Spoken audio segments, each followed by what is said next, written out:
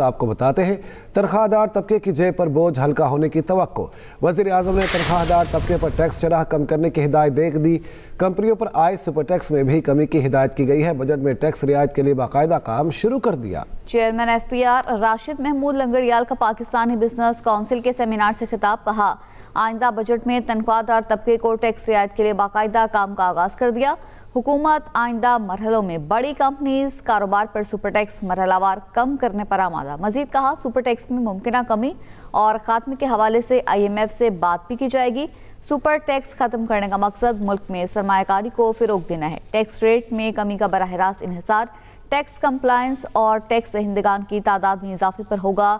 ملک میں ٹیکس دینے والوں کی تعداد جتنی بڑھے گی ٹیکس ریٹ اتنا ہی کم کیا جا سکے گا۔ تنخواہ دار طبقے کی جیب پر بوجھ ہلکا ہونے کی توقع ہے۔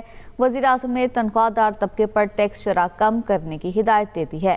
کمپنیز پر عائد سپر ٹیکس میں بھی کمی کی ہدایت کی گئی ہے، جبکہ بجٹ میں ٹیکس رعایت کے لیے باقاعدہ طور پر کام شروع کر دیا گیا ہے۔ چیئرمین ایف پی آر نے پاکستان بزنس کونسل کے سیمینار سے خطاب میں کہا کہ آئندہ بجٹ میں تنخواہ دار طبقے کو ٹیکس رعایت کے لیے باقاعدہ کام کا آغاز کر دیا ہے۔